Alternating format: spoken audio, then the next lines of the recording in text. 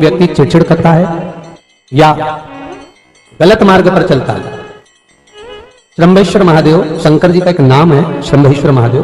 तो जब कोई व्यक्ति चिड़चिड़ करता है, क्रोध करता है, गुस्सा करता है, तो महाराज शंकर भगवान का श्रंभेश्वर महादेव का नाम लेकर 31 बेलपत्र, जिस व्यक्ति को क्रोध आता है उस व्यक्ति का स्मरण कर कर आखा चावल मतलब सेके चावल के साथ एक एक बेलपत्र 31 बेलपत्र कर कर शिव जी के शिवलिंग पर समर्पित करी जाती है, मात्र 10वीं की तिथि के लिए, केवल 10वीं, चाहे उजाला की हो चाहे अंधेरे की। कौन से महादेव का नाम लेना है? श्रंभेश्वर महादेव, शिव जी का एक और चीज है महाराज, छोटे छोटे बच्चे रहते हैं, कुछ कुछ बच्चों को माता जबरदस्ती के भोजन कराती है, खिलाती है, ठोकती मारती खिलाती है। कुछ कुछ बच्चे ऐसे रहते हैं वो कुछ खा ही नहीं पाते, मुख में दो और वॉमिटिंग कर देते हैं, उल्टी कर देते हैं। ऐसे बच्चों के लिए या जिस व्यक्ति को भोजन पचता नहीं है और उदर में एसिडिटी रहती हो और जलन टाइप की होती हो, उसके लिए भी श्रंभेश्वर महादेव का स्मरण है। सुंदर व्याख्यान वर्णन किया है। श्रंभेश्वर महादेव के ठीक सामने अर्थात भगवान शंकर के किसी भी शिवलिंग के सामने एक तांबे के लोटे में जल रख लीजिए, तो जल के अंदर 3 बेलपत्र डाल दीजिए, एक पीपल का पत्ता डाल दीजिए महाराज, शमी के 11 पत्ते कलश को छुआकर शंकर भगवान के शिवलिंग पर श्रंभेश्वर महादेव के नाम से चढ़ा दीजिए। उस जल को उठाकर ले आइए, एक रात्रि तक घर के अंदर रखना है।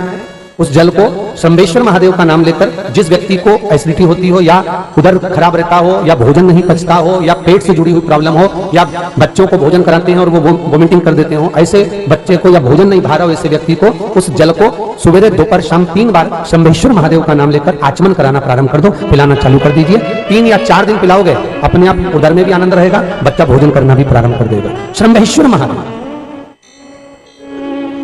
और यदि इतना भी नहीं कर सकते तो क्रोध को काबू करने के लिए कभी आप लोग बद्रीनाथ जाएं, तो बद्रीनाथ जाएं तो बद्रीनाथ में जाकर आप वहां के पंडित जी से पूछना कि हमें नरसिंह शिला बता दो। आप लोग दर्शन करें नरसिंह शिला के। नरसिंह शिला बद्रीनाथ जी जब जाते हैं तो बद्रीनाथ जी का जो पुल है, उनको दर्शन करें, हाथ उठाइए, हाथ और समझ लेना, पुल जो है ना, यहां से पुल से पार करके जाते हैं तो ताप्ती कुंड है सामने, जहां से गर्म पानी निकलता है, उसके ठीक सामने नीचे की ओर जलाशय में आप देखेंगे तो नरसिंह शिला है। वहां के पंडित जी से पूछना कि नरसिंह शिला कहां है, बता देंगे आप। कोई से भी पूछ लेना, कोई भी ब्राह्मण होगा वहां पर या वहां पर जो दुकानदार है उनसे पूछ लेना कि नरसिंह शिला कौन सी है, तो बता देंगे कि नरसिंह शिला ताप्ती कुंड के सामने है। जिस व्यक्ति को क्रोध आता है, पति पत्नी में झगड़ा हो रहा हो, अदालत में बात पहुंच गई हो, तलाक तक की बात हो रही हो, तो महाराज नरसिंह शिला पर एक लच्छा मौली उस पर गांठ लगाकर श्रंभेश्वर महादेव का स्मरण कर कर सिक्के पर लपेट कर नरसिंह शिला पर फेंक दिया जाता है, तो उस व्यक्ति का कभी तलाक नहीं होता, पति पत्नी में प्रेम बढ़ जाता है, क्रोध में कोई घर नहीं बिगड़ सकता। श्रंभेश्वर महादेव नरसिंह शिला का स्मरण करिए। कभी आप लोग बद्रीनाथ जाएं, जितने लोग टीवी पर कथा सुन रहे हैं, जितने भी देश विदेश में कथा सुन रहे हैं, कभी आप बद्रीनाथ जाएं तो नरसिंह शिला, वहां के पंडित जी से, दुकानदार से, किसी से भी पूछ सकते हैं कि नरसिंह शिला कौन सी है, वो बताएगा। इस नरसिंह शिला पर श्रंभेश्वर महादेव का नाम है। क्रोध प्रसन्न, जैसे बद्रीनाथ जी के मंदिर के पीछे बैठकर चने की दाल को हाथ में लेकर, इसकी भी कथा हम पहले सुना चुके हैं, क्योंकि बद्रीनाथ किसका घर था? बद्रीनाथ किसका घर है? जम के बोलो, शंकर भगवान का निज घर था बद्रीनाथ, खुद का घर। वो तो लक्ष्मी जी को पसंद आ गया था इसलिए शंकर भगवान ने दे दिया था, तो निज घर भगवान शिव का। आज भी नियम है महाराज, भगवान शंकर के उस घर में जब हम प्रवेश करते हैं बद्रीनाथ जी के मंदिर में, तो चने की दाल लेकर जाते हैं और वो चने की दाल मंदिर के पीछे बैठकर उसमें स्मरण कर कर अपने मनोकामना कर कर श्री बद्रीनाथ भगवान को दे दी जाती है। उसमें से 7 दाने या 11 दाने बचा लिए जाते हैं, वही दाने मंदिर के पीछे बैठकर खा लिए जाते हैं। जिसका आधा सीसी का दर्द होता है, सर्वाइकल का प्रॉब्लम होता है, थायराइड की प्रॉब्लम होती है, उस व्यक्ति के लिए वो 11 दाने 7 दाने जो चने की दाल के होते हैं, मंदिर के पीछे एक बार बिठाकर खिला दो, जिंदगी में कभी आधा सीसी का दर्द नहीं होगा, सर्वाइकल की प्रॉब्लम नहीं होगी। भगवान शंकर का निज घर है बद्रीनाथ, भगवान शिव का निज परिवार वहां विराजता है। और कितनी विचित्रता है, केदारनाथ जी जाते हैं तो क्या बोलते हैं, जम के बोलो, केदारनाथ जी जाते हैं तो क्या बोलते हैं, श्रीमन नारायण, और बद्रीनाथ जी जाते हैं तो क्या बोलते हैं, हर हर। कितनी कितनी विचित्रता है। देखिए, केदारनाथ जी में शंकर है तो नारायण का स्मरण, और बद्रीनाथ जी में स्वयं भगवान शिव का स्मरण, दोनों में अंतर, दोनों का एक आनंद है। ऐसा मेरा शिव, ऐसा मेरा शंकर, ओ घड़ी महाराज।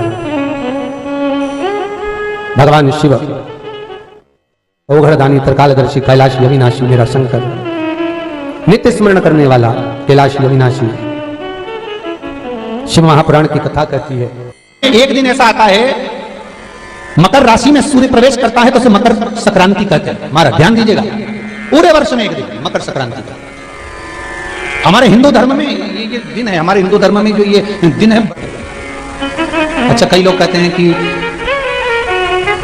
सूर्य की उत्तरायण का क्रम है, ये क्रम है, ये पूजन का क्रम है, तिल्ली के लड्डू का क्रम है, लड्डू बना लो तिल्ली का, इसका क्रम है। पर अगर स्कंद पुराण उठाओ तो स्कंद पुराण में अगर मकर संक्रांति के क्रम को यदि पढ़ोगे तो मालूम पड़ेगा कि पूरे वर्ष में एक दिन ऐसा था जिस दिन भगवान शिव और नारायण ये दोनों, इसलिए आज भी हिंदू धर्म में गुड़ के लड्डू तिल्ली के साथ मिलाते हैं। क्यों? उसका कारण कि शंकर और नारायण ये दोनों एक ही दिन एक ही पल गंगा का स्नान करने के लिए एक ही भगवान शिव।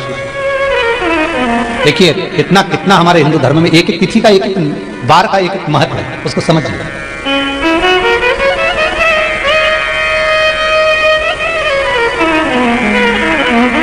माता लक्ष्मी भगवान नारायण और भगवान शिव को स्नान के लिए गुप्त रूप से झांकती है। तो भगवान विष्णु ने तिरछी दृष्टि में माता लक्ष्मी को देखा, तिरछी दृष्टि। तो माता लक्ष्मी को देखकर भगवान विष्णु शिव जी को देखे तो शंकर भगवान ने कहा, नारायण हमने देख लिया, महारानी लक्ष्मी झांक रही है, हमने वर दे दिया है कि लक्ष्मी का एक नाम गुप्त लक्ष्मी रहेगा, ये छुपी रहेगी। और आज मकर संक्रांति के दिन नारायण और शिव का दर्शन इस लक्ष्मी ने करा है।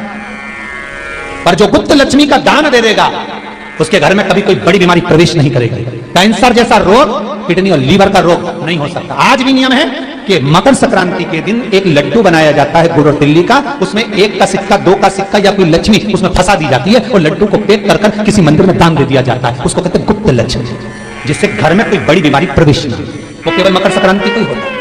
आपको अगर ऐसा महसूस होता है कि किसी ने आपकी दुकान पर बंधन कर दिया, आपका व्यापार बांध दिया, 4 दिन दुकान अच्छी चल रही है और 4 दिन बंद हो रही है, तो महाराज सूर्य का उत्तरायण जो प्रवेश है मकर के अंतर्गत, वो दोपहर में लगभग 2:30 बजे के करीब में आए, 2:30 से 3 के करीब में आया। तो निवेदन करूंगा मैं आपको ऐसा लगता है कि आपका व्यापार 4 दिन अच्छा चल रहा है, फिर गिर रहा है, फिर चल रहा है, फिर नीचे आ रहा है, तो जब मकर राशि के भीतर सूर्य प्रवेश करेगा 2:30 के लगभग में आएगा, शायद दोपहर में 2:30-3 बजे के करीब में प्रवेश करेगा, तो आपको ऐसा लगे या किसी की तबियत थोड़े दिन अच्छी हो रही है, फिर गिर रहा है, फिर अच्छी हो रही है, फिर बेकार हो रही है, फिर अच्छी हो रही है, फिर बेकार हो रही है, दवाई खा रहे हो नहीं लग रही, तो आप जब मकर राशि में सूर्य प्रवेश करे, कल मकर संक्रांति के दिन उत्तरायण में जब सूर्य के भाव प्रवेश करे महाराज, दोपहर में 2:30-3 बजे के करीब में प्रवेश कर जाएगा, इतनी बजे। तो प्रयास करना, थोड़ी सी काली तिल्ली लेना महाराज जी, उसमें एक बमूल का कांटा लेना, काली तिल, बमूल का कांटा और किसी भी वृक्ष की 5 पत्तियां लेना महाराज, उसको लेकर अपने दुकान में, व्यापार में, या जिसको औषधि ना लग रही हो, जिसका स्वास्थ्य गड़बड़ हो रहा महाराज, उसका स्पर्श कराकर या 21 बार उस पर से उतार कर, और उतारना क्या नाम लेकर है? अवधूतेश्वर महादेव। कौन सा महादेव है? जम के बोलो जरा, अवधूतेश्वर महादेव। शिव जी का एक अवतार हुआ था, अवधूत रूप शंकर का।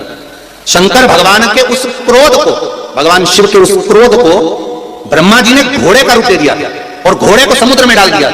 उस घोड़े से जलंधर हुआ था, फिर जलंधर का विवाह वृंदा से हुआ था। अर्थात शास्त्र कहता है कि अवधूतेश्वर महादेव का जो रूप है वो रोग का निवारण करने के लिए, व्यापार की वृद्धि को आगे बढ़ाने के लिए। आप लोगों ने कहीं कहीं देखा होगा, किसी किसी के ऑफिस में देखा होगा कि वास्तुशास्त्री कहते हैं कि दौड़ते हुए घोड़े का फोटो लगाओ।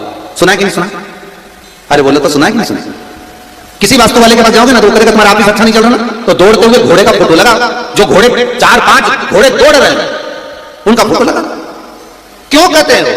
उसका कारण क्या है? वास्तुशास्त्री ऐसा क्यों बताते हैं कि दौड़ते हुए घोड़े का फोटो? उसका शास्त्र प्रमाण शिव महापुराण करती है महाराज कि शिव का एक रूप अवधूतेश्वर है, जिसको ब्रह्मा जी ने घोड़े का रूप दे दिया और घोड़े का रूप देकर उसको समुद्र में डाल दिया, जिससे जलंधर की उत्पत्ति हुई। तो अगर मान लो अगर प्रॉब्लम चल रही है, व्यापार में दिक्कत आ रही है, व्यवसाय में तकलीफ आ रही है, या किसी ना किसी रूप में कोई ना कोई कष्ट आपको लग रहा है, तो अवधूतेश्वर महादेव का नाम लेकर काली तिल्ली, वृक्ष की पत्ती और एक बमूल का कांटा लेकर, और आप दुकान में से उतार लो, चाहे शरीर पर से उतार लो, उसको ले जाकर किसी भी चौराहे पर उसको पटक दीजिए। चौरस्ते पर नहीं डाल सकते तो बहते हुए पानी में डाल दीजिए। बहता हुआ पानी ना मिले तो पीपल के वृक्ष के नीचे डाल दीजिए, पर उसको मकर राशि के प्रविष्ट भाव में ही डालना।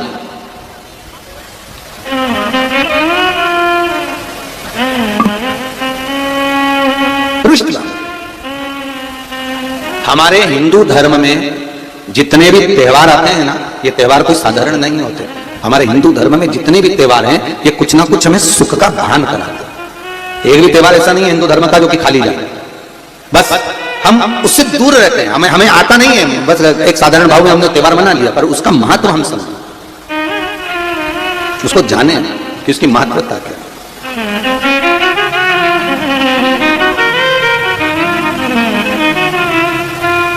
बस हृदय चित्त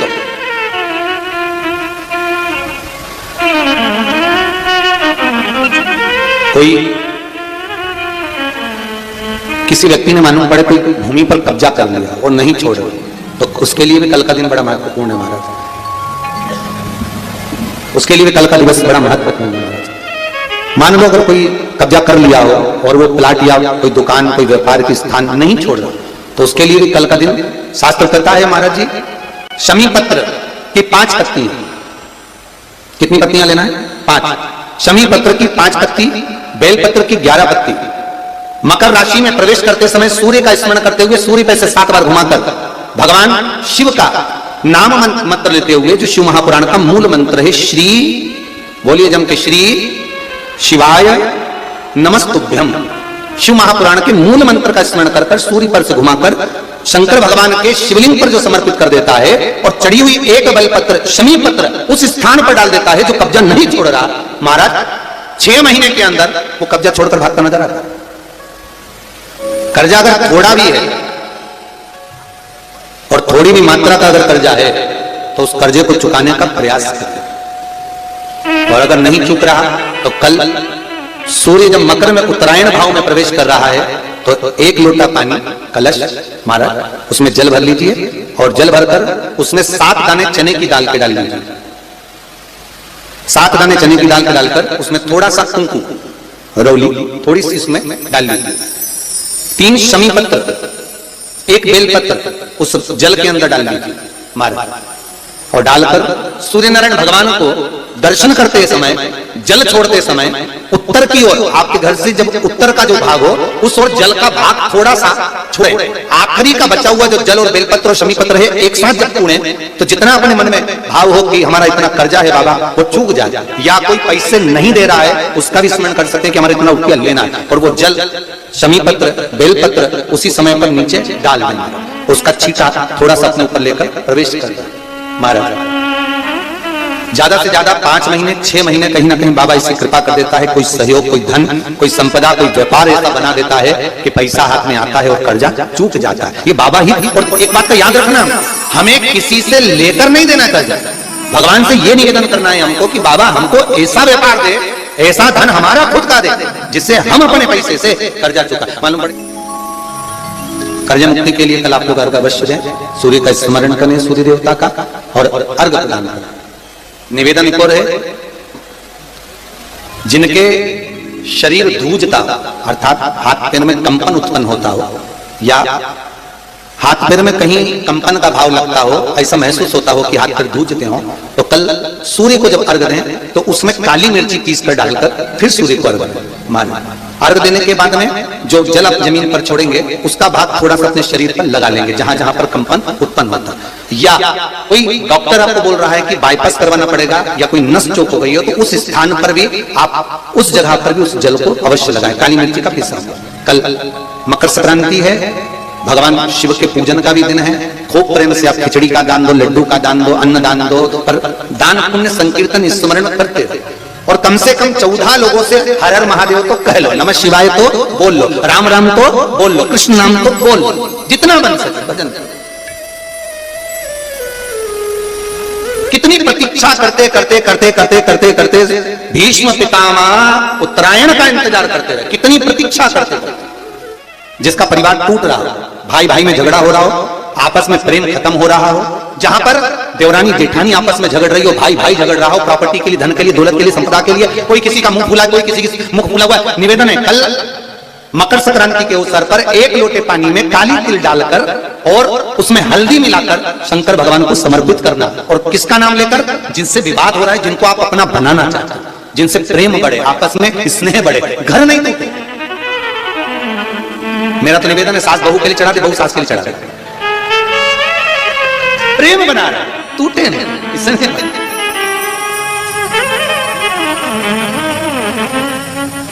ये आपस का जो प्रेम है ये टूटना नहीं चाहिए। कल मकर संक्रांति के अवसर पर ये करिए। कहते हैं मकर संक्रांति है जिस समय पर कल सूर्य उत्तरायण आ जाए और पहले दिन उत्तरायण के दिन ही जब संध्या का समय होता है, शाम का समय होता है, महाराज संध्या का जो समय होता है शाम का, अगर कोई बच्चा पलंग पर बाथरूम करता हो, गंदगी करता हो, सारी औषधि कर ली, दवाई कर ली, और या बच्चा रात्रि को उठकर चिड़चिड़ करता हो या रोता हो रात भर, महाराज उसके लिए, या माता के स्तनों में बच्चे को पिलाने के लिए दूध ना आता हो उसके लिए, या बच्चा रुदन करता हो या बच्चा गंदगी करता हो उसके लिए, कल शाम के समय पर प्रथम दिन में जब भगवान उत्तरायण आ रहे हैं मकर राशि के अंतर्गत, तो शाम के समय पर मकर संक्रांति के दिन गुड़ को पानी में मिलाकर शिवजी पर लेपन कर दो, उसी हाथ को बच्चे को मंदिर के बाहर चटा दो महाराज, फिर वो पलंग पर कभी गंदगी नहीं करेगा महाराज। जिस नारी का स्तन में दूध नहीं आता हो बच्चों को पिलाने के लिए, उसको भी अगर चटा दिया जाए तो स्तन में दूध आना प्रारंभ हो जाए महाराज। जो बच्चा रात्रि को रोता हो, जाग जाता हो,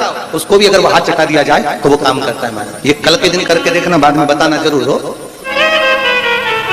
शुगर वाले जीव जिनकी शुगर ऊंची नीची हो रही हो, ज्यादा शुगर की परेशानी आ रही हो और इंजेक्शन लेना पड़ रहा हो, उनके लिए निवेदन है काली तिल्ली कल के लिए ये खास तौर से, बाकी के शुगर के लिए तो उपाय वो बाद में बता देंगे, पर कल के लिए जो करना चाह रहे हैं जिनकी शुगर लेवल में नहीं आ रही है, काली तिल्ली शंकर भगवान के शिवलिंग पर समर्पित कर दो और उस काली तिल्ली को जब शिव जी पर चढ़ाएं तो महाराज हाटकेश्वर महादेव का नाम लेना है। कौन से महादेव? हाटकेश्वर महादेव का नाम लेना है और शंकर भगवान पर काली तिल्ली चढ़ाते जाना है। उसमें कंकर नहीं हो, सफेद तिल्ली का एक भी दाना नहीं हो, इसका ध्यान रखिएगा।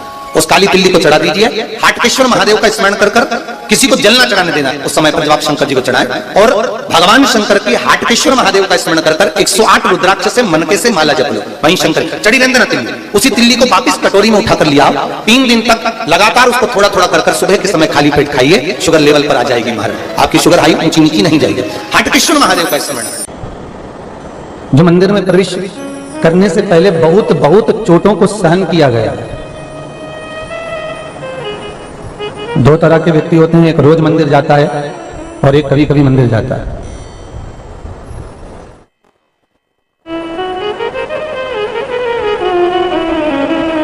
एक प्रतिदिन मंदिर जा रहा है और लोग उसको कह भी देते हैं कि धर्मात्मा है, बहुत धर्मात्मा है, बहुत धर्मात्मा। ये तो रोज मंदिर आता है, रोज पूजन करता है, रोज अर्चना करता है, रोज विनती करता है, रोज स्मरण करता है, रोज मंत्र जाप करता है, रोज नाम जाप करता है, रोज मंदिर के अंदर प्रविष्ट होता है, प्रतिदिन दिया भी लगाता है, प्रतिदिन अगरबत्ती भी लगाता है, प्रतिदिन धूप बत्ती भी लगाता है।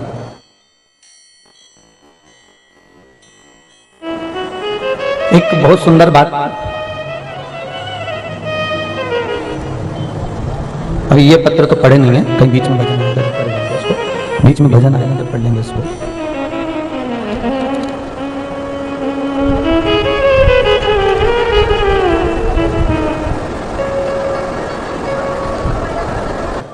कि मन का संशय ये है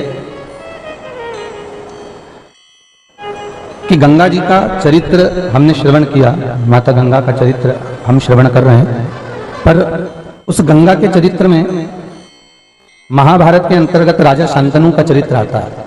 बहुत अच्छा प्रश्न देखिए, शायद आप और हमारे लिए बड़ा सुंदरता का भाव प्रतीक करता है।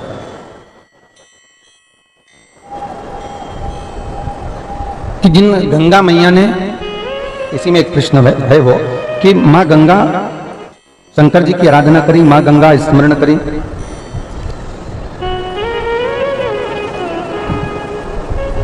ज्योति जी शर्मा दौसा से हैं। बहुत सुंदर प्रश्न आपने करा है ज्योति जी, अगर आप आए हुए हैं तो खड़े हुए एक बार। बहुत सुंदर प्रश्न आपने किया, दौसा से हैं ज्योति, दौसा से हैं शर्मा। बहुत अच्छा आपने प्रश्न किया है कि गंगा जी का सुंदर भाव इसमें लिखा आपने, हम कथा में श्रवण करें कि वो शिव जी की आराधना करिए, शिव अर्चना में डूबी। आइए क्या नहीं है? चलो ठीक है, पत्र आया है उनका। तो हमने सारी कथा का रस्तत्व भी ग्रहण करा, पुराने समय में भी हमने पोथी पुराण भी पढ़ी, आनंद भी लिया, और उसमें हमने श्रवण किया कि गंगा जी भगवान शंकर की आराधना करी और भगवान शंकर ने उनको जटा में धारण करा। पर गंगा महाभारत में शांतनु जी के साथ में मंगल विवाह भी हुआ, राजा शांतनु के साथ भी रही। उसका कारण क्या था?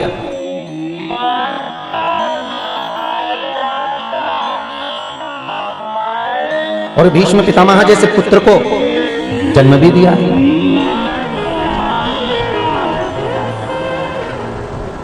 अब एक प्रसंग इसमें यह आया कि भीष्म पितामह को जन्म दिया, भीष्म पितामह को उन्होंने प्रकट किया।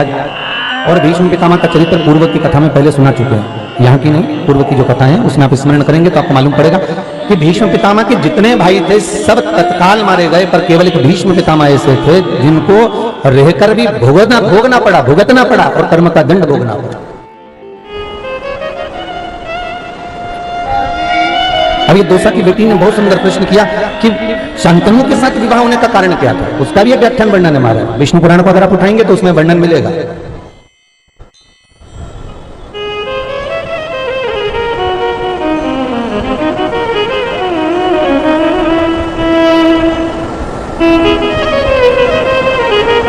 जैसे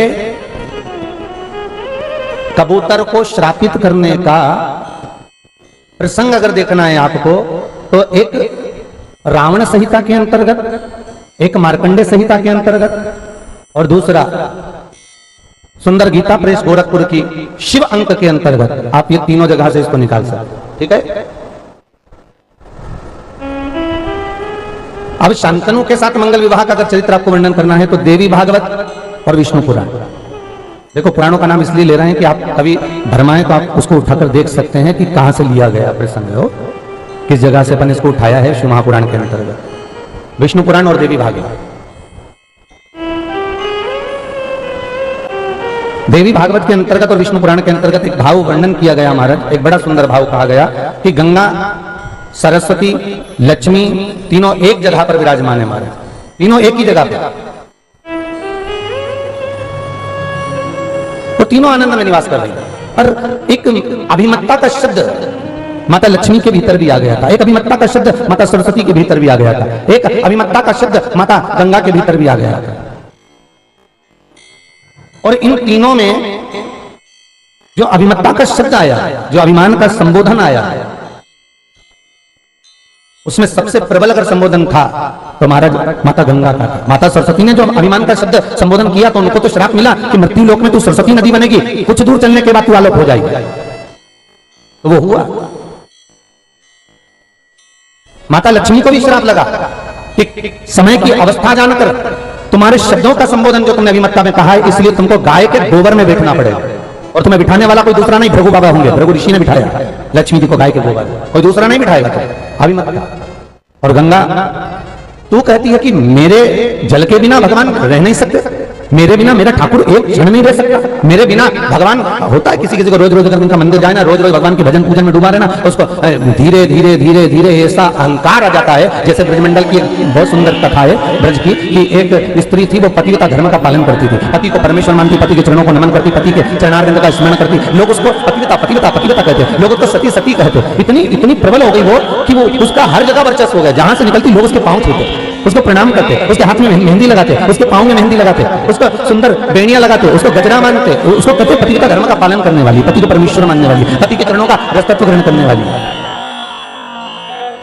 और जहां से राधा जी निकल कर जाती थी, राधा जहां से निकल कर जाती थी, ये राधा को देख लेती और जिन सखियों के साथ में बैठी रहती उन्हीं सखियों के सामने राधा जी की बुराई करने लगती। बताओ, ब्रजभानु की छोरी है, कीर्ति की लाडली है, और देखो तो सरी रत्ती भर की बुद्धि नहीं, यहां वहां डोलती रहती है, और वही नंद बाबा के छोरे के साथ दिन भर घूमती रहती है। और राधा जी को शब्दों पर शब्द कहना, पर किससे रही है? अपनी सहेलियों से, अपनी सखियों से। मतलब ये जताना चाहती है कि मेरी श्रेष्ठता है और ये श्रेष्ठ नहीं।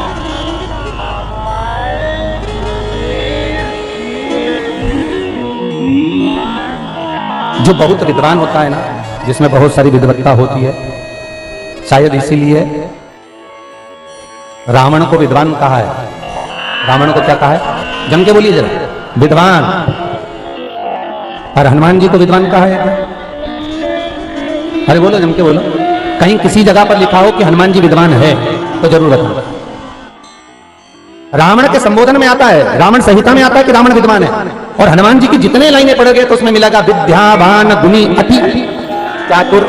यहाँ विद्वान नहीं लिखा, विद्यावान गुणी अति चातुर। यहाँ विद्वान शब्द संबोधन नहीं है, यहाँ विद्यावान है, मतलब दोनों में अंतर है। विद्वान होता है व्यक्ति तो उसमें अहंकार आ जाता है, मैंने ऐसा करा, मैंने ये कहा, मैं लंकेश, मैं ये कर सकता हूँ, मैं ये कर सकता हूँ, मैं शंकर की उठाकर कैलाश पर्वत को अपने हाथों पर ले सकता हूँ, मैं सोने की लंका बना सकता हूँ। जो विद्वान होता है अपना बखान स्वतः करता रहता है, और जो विद्यावान होता है उसको बखान की जरूरत नहीं होती, उसका बखान दुनिया करती रहती है, उसको बखान की जरूरत नहीं पड़ती, वो अपनी मस्ती का आनंद पाता है।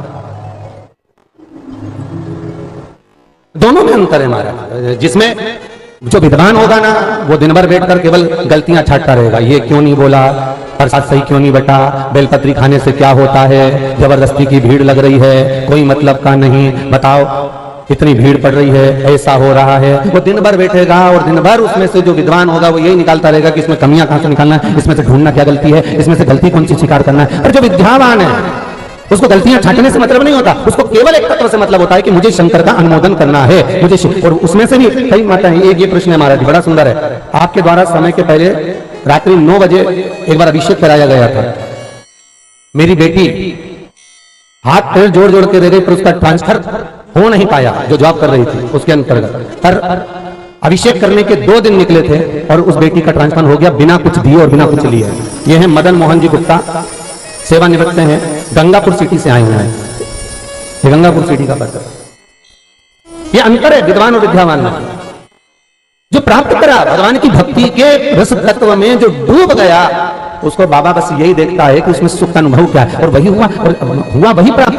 आज माता राधा रानी को वो सती बनकर, सावित्री बनकर, वो पतिव्रता धर्म का पालन करने वाली, अपने आप को पतिव्रता मानने वाली, बहुत विद्वान मानने वाली, वो राधा जी से कहती है, ये बताओ, वो नंद बाबा के छोरे के साथ डोलती रहती है। आज ये शब्द राधा जी के कानों में पड़ गए, राधा रो रही थी, नैनों से नीर बह रहा था। सांवरिया ने आकर पूछ लिया, क्यों राधा, क्या बात है, तुम क्यों रो रही हो, तुम्हारे रोने का कारण क्या है, तुम रोती क्यों?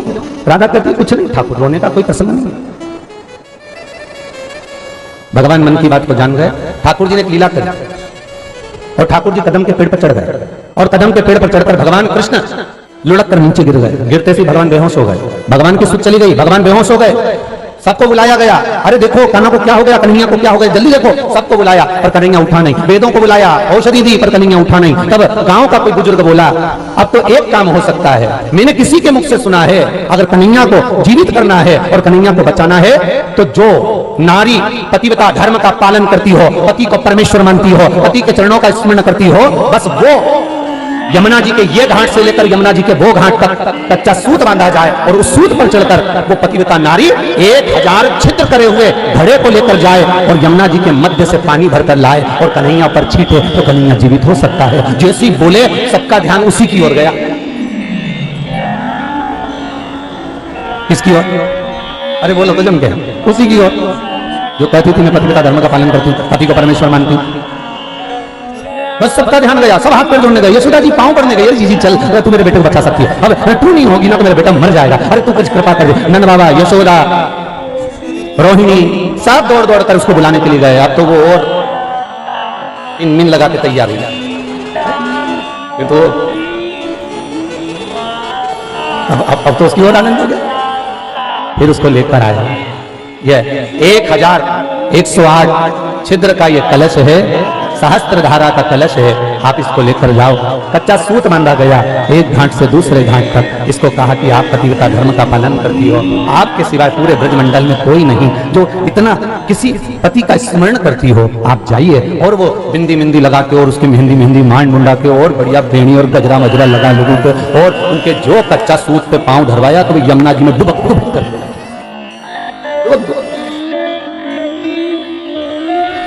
बड़ी मुश्किल से गांव के लोगों ने उसको निकाला। सब रोने लगे कि अब कन्हैया बच नहीं सकता। तब एक बूढ़ी मां बोली, एक मौका राधा को दे दो,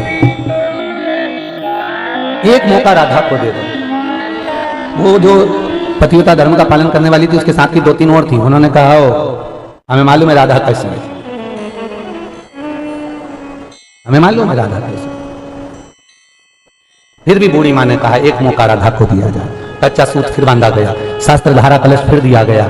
राधा कृष्ण की दशा देखकर रोती रोती कच्चे सूत पर चलती चली जा रही है। यमुना की धार में से जल भरकर लेकर तुरंत आई है और कन्हैया को वापस जल डालकर जीवित कर दिया है। वापस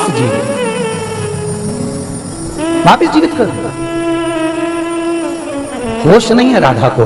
कन्हैया उठे तो राधा को हिलाया, राधा ए राधा उठ जाग। कहना तुम जाग गए? हाँ क्या हो गया था तुमको? भगवान बोले वो तो भगवान जानता है कि क्या हो गया था, पर मैं जीवित हो गया तो चिंता मत कर। पानी कौन लाया?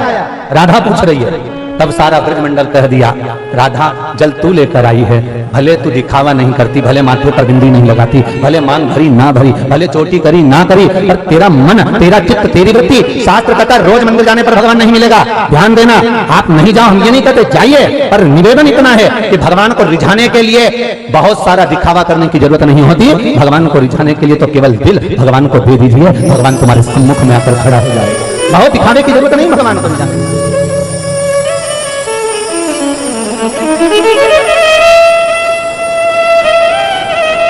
बहुत सारा दिखावा हम भगवान के सामने करें, आडंबर करें तो भगवान प्राप्त नहीं होगा हमारा। गंगा के मुख से एक शब्द बड़ा निकल गया कि भगवान मेरे जल के बिना नहीं रह सकते, और जब तक मैं सेवा में नहीं खड़ी होंगी तो भगवान राजी नहीं होंगे। देवी भागवत कहती है, लक्ष्मी के मुख से शब्द निकल गया, गंगा इतने ऊंचे बोल ठीक नहीं है, इतने ऊंचे बोल श्रेष्ठ नहीं है तुम्हारे लिए।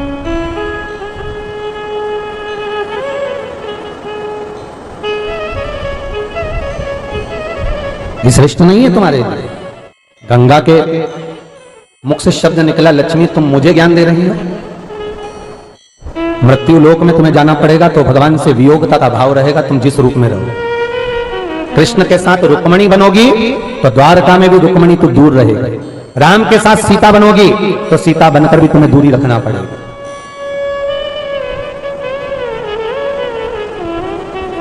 रंगनाथ जी के साथ गोदा बनोगी तो भी तुम्हें दूरी बनाकर रखना पड़ेगा। पद्मावती बनकर आओगी तो भी दूरी बनाना पड़ेगी, श्रीदेवी बनकर आओगी तो भी दूरी बनाना पड़ेगी।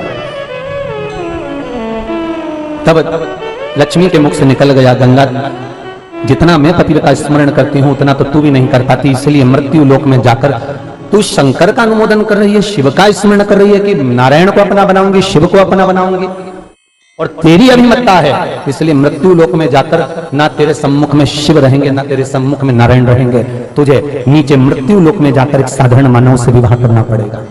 साधारण मानव से कभी कभी विचार करना, ये तो शांतनु के साथ विवाह हुआ गंगा का।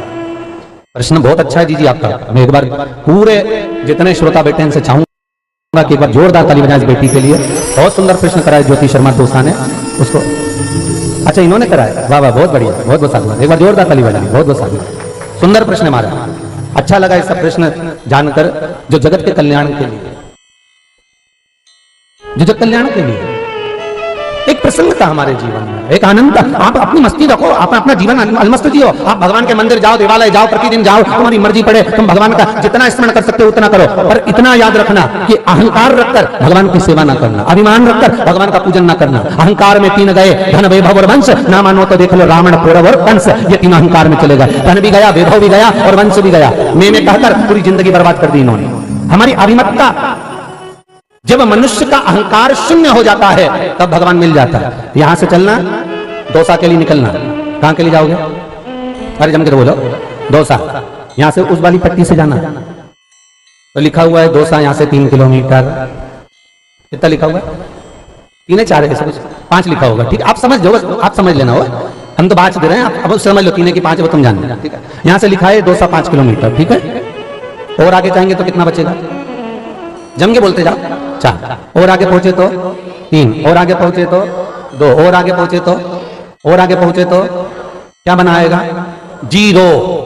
मतलब जहां शून्य आ गया वहां पर नगर आ गया। ठीक है, जिसका लक्ष्य आपका था कि मुझे दौसा जाना है, दौसा किसी नंबर पर नहीं आया, दौसा शून्य पर आया, मतलब ये शून्य आ गया तो दौसा आ गया। उसी तरह शिव पुराण कहती है, जब जीवन में अहंकार का पतन हो जाता है, अभिमान शून्य हो जाता है, तब जाकर मेरा भोलेनाथ सामने आ जाता है। बस वहां पहुंचना है, शून्य तक जाना है हमको तो दौसा मिल जाएगा, शून्य तक पहुंचेंगे तो जयपुर मिल जाएगा, शून्य तक पहुंचेंगे तो जोधपुर मिल जाएगा। हमें उस लक्ष्य तक पहुंचना है तब भगवान मिलेगा। अहंकार रखकर, अगर अहंकार है तो 1-2 की गिनती जल्दी रहेगी, 5 किलोमीटर और बाकी, 4 किलोमीटर और बाकी है, 3 किलोमीटर और बाकी है, स्पीड में गाड़ी चलाना है, अभी पहुंच जाऊंगा 15 मिनट में, अभी पहुंच जाऊंगा 20 मिनट में। मतलब जब तक किलोमीटर चलते रहेंगे तब तक अहंकार चलता रहेगा। अरे जरा गाड़ी तेज चलाओ, अरे इतनी अच्छी गाड़ी है, ऐसी की गाड़ी, आराम से पहुंच जाएंगे 3 घंटा। मतलब जब तक किलोमीटर चल रहा है, जब तक अहंकार, काम, लोभ, विषय, वासना, आसक्ति, तृष्णा सब चलता रहेगा। और जैसे ही शून्य आया फिर तो एसी भी बंद करना पड़ेगा, ना गाड़ी से नीचे भी उतरना पड़ेगा, भले वो 10 लाख की हो, 15 लाख की हो, 20 लाख की हो। शून्य आ गया, अहंकार से वंचित हो गए, अहंकार छूट गया और भगवान सामने, मतलब दोसा नगर में हम पहुंच गए। बस वहां तक पहुंचने के लिए शून्य तक जाना है, अहंकार से बिछड़ कर, अहंकार को छोड़कर उससे दूर हटकर जाना। और ये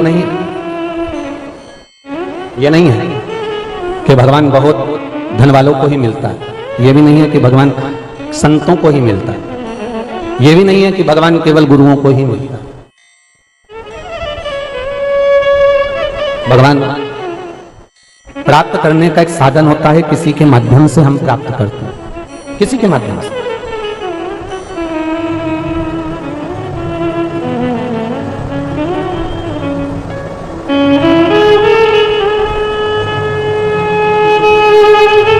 प्राप्त करने का एक साधन होता है। एक भंवरे की दोस्ती एक गोबर के कीड़े से हो गई, दोनों दोस्त बन गए, दोनों दोस्त। और एक दिन भंवरा कहने लगा गोबर के कीड़े से, भाई मुझे भूख लग रही है, कुछ है क्या तेरे पास में खाने के लिए? गोबर का कीड़ा बोला, आजा गोबर में बैठ जा, इतना सारा गोबर है तो सर ही खा ले। उसने कहा बताओ मैं और गोबर खाऊंगा? और नहीं तो हम तो यही खाते, गोबर का कीड़ा है तो गोबर नहीं रहेगा। नहीं हमको नहीं खाना। 2-4 दिन निकले तो भंवरे से गोबर का कीड़ा बोला, तू कहाँ रहता है, चल मेरे यहाँ घुमा के लाता हूँ तेरे को। और भंवरा ले गया उस गोबर के कीड़े को और उड़ाता ले गया, एक फूल पर बिठा दिया, ले भोजन कर ले। गुलाब के फूल में बिठाया, वो अंदर बैठकर भोजन करने लगा। इतना रम गया वो भोजन में कि वो धीरे धीरे वो पुष्प जो है बंद हो गया, वो गोबर का कीड़ा उसके अंदर रह गया। कोई माली आया, उसने तोड़ लिया और तोड़ा, लेकर गया पुजारी को दिया, पुजारी ने भगवान को चढ़ाया। जैसे ही चढ़ाया इतना खुश हो गया गोबर का कीड़ा, गजब, कहाँ गोबर में रहता था क्या फूल में रहने लगा, और फूल में रहते रहते गजब कर दिया, भगवान के श्री चरण में लगा, गजब। और दिन भर उस फूल से बाहर नहीं निकला, क्योंकि फूल ने तो यहां तक पहुंचा दिया, निकला ही नहीं बाहर। और दूसरे दिन पंडित जी ने फूल नीचे उतार कर उन्होंने डलिया में रखे, शाम को जाते समय गंगा जी में ठंडा कर दिया। गोबर का कीड़ा कहने लगा दोस्ती हो तो ऐसी कि गोबर में से निकाल के गंगा के पानी तक ला दिया, गजब कर दिया। दोस्ती हो तो ऐसी कि गोबर में से निकालकर एक कीड़े को भगवान के श्री चरणों तक छोड़ दिया और श्री चरणों से उठाकर उसको ले जाकर गंगा के जल तक छोड़ दिया। आपसे भी निवेदन है संगत करना। अगर कई माताएं हमसे कह रही थी कि हमारे दोस्त रिश्तेदार ने बताया था कि गुरुजी की कथा आती है, तुम सुना करो। कोई ने तुम्हें फोन कर बोला होगा कि तुम कथा सुनो, तुमने किसी को फोन कर बोला होगा कि कथा सुनो। ये संगत का जो प्रभाव पड़ा, जो आनंद पड़ा, जो अलमस्तता पड़ी, उससे भगवान की कथा कई लोगों के मन में भाव होगा, भगवान से विनती करी होगी तब जाकर यह दोसा में हो गई, ये तुम्हारे मन की कामना पूर्ण हो गई। ये कहीं किसी मित्रता करो, मना नहीं है, दोस्त बनाओ, मना नहीं है, बनाओ, खूब मित्र रखो। भगवान कृष्ण के भी मित्र थे सुदामा जी, बोले सही है कि गलत है? गरीब थे कि अमीर है? जम के बोलो, कौन से महाराज ने बताया कि सुदामा गरीब थे? ब्राह्मण का बालक बच्चा हो चाहे बुढ़ा हो, दुनिया में कभी गरीब नहीं हो सकता। ब्राह्मण का बालक चाहे बच्चा हो चाहे बुढ़ा हो, कभी गरीब नहीं हो सकता। भले भोजन के लिए कुछ ना हो, पर उसके हृदय में भगवान का निवास जरूर होता है, तो तिजोरी लेकर साथ में चलता है। हे ब्राह्मण का बालक गरीब नहीं हो सकता। सुदामा गरीब नहीं थे हमारे। अगर सुदामा गरीब होते तो खाली हाथ द्वारका जाते। और सुदामा ने सुशीला से कहा, सुशीला मैं द्वारका जा रहा हूं, मेरे पास में कुछ है नहीं, मैं क्या लेकर जाऊं? सुशीला पड़ोसन की यहाँ गई, तंदूर लेकर आई, अपने पति को दिया, ये लेकर जा। अब बताओ, अगर गरीब होता भगवान द्वारकाधीश को तो मालूम था कि इसके बाद कुछ भी नहीं है, खाली आदमी आता तो द्वारकाधीश को अजमा लेते कि हाँ ठीक है आ गया।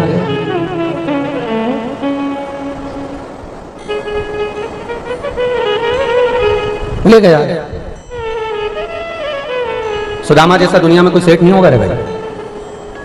आपको कोई 10 लाख रुपए दे दे फोकट में, ले जाओ ये 10 लाख रुपए तुम रखना तुम्हारे पास, तुम क्या करोगे? सुदामा को क्या मिला था? मुष्टिक भर तंदूल जब द्वारका नाथ ने पाए 3 लोक का राज्य सुदामा को दे दिया। दिया कि नहीं दिया? अब 3 लोक का राज्य जब सुदामा के पास में मिल गया, तो आप लोगों में से कितने लोग हैं जो द्वारका जी गए हो? कभी हाथ उठाओ जरा। गए हो सब लोग द्वारका? चलो रखो। अब आप में से कितने लोग हैं जो पोरबंदर गए हो सुदामा जी के मंदिर? वो भी हाथ उठाओ। गए ना? ठीक है। तो सुदामा जी का मंदिर बड़ा है कि द्वारकाधीश का मंदिर बड़ा है? द्वारकाधीश का बड़ा है ना, सुदामा का तो कोई छोटा। जब 3 लोक का राज्य सुदामा को मिल गया था, तो ठाकुर जी से बड़ा मंदिर तो सुदामा का होना था। बोलो सही है गलत? फिर सुदामा का मंदिर छोटा क्यों हो गया और द्वारकाधीश का मंदिर बड़ा क्यों हो गया? उसका कारण केवल एक था, सुदामा को द्वारकाधीश ने 3 लोक का राज्य दे दिया था। और सुदामा जब जाने लगे तो द्वारकाधीश ने कहा, सुदामा एक काम करो, ये तुम्हारे जो नए कपड़े हैं ना, इनको उतार दो, और जो तुम्हारे फटे हुए पुराने कपड़े हैं ना, उनको पहन लो। सुदामा जी वो कपड़े पहनकर जब जाने लगे तो द्वारका को पलटकर जब सुदामा जी ने देखा तो मन में सोचा, रे द्वारका नाथ, लोग कहते हैं तू द्वारका नाथ है, गजब करा तूने, अपने नए की नए कपड़े तक ले लिए। जो तूने मुझे दिया आज इसी दरवाजे पे मैं छोड़कर जाता हूं, ले। अब देखो 3 लोक का राज्य 1 मिनट में सुदामा ने दे दिया। 1 मिनट नहीं लगी सुदामा को जाते समय देने में। ले रख तुम्हारे पास।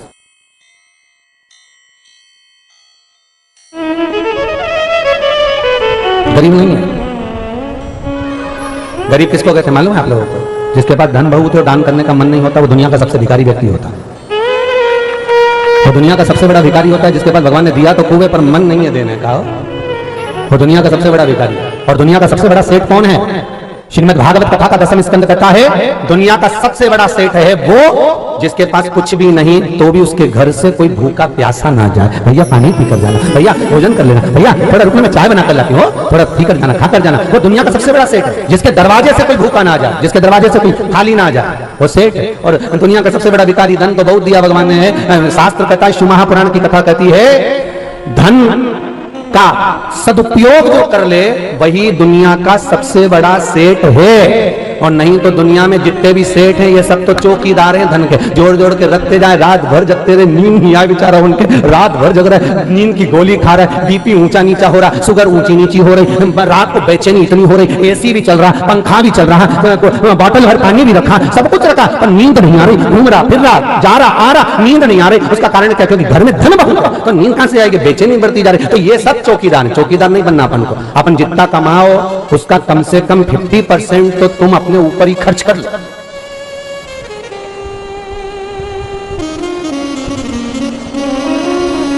अच्छी जोरदार जोरदार साड़ियां लाए।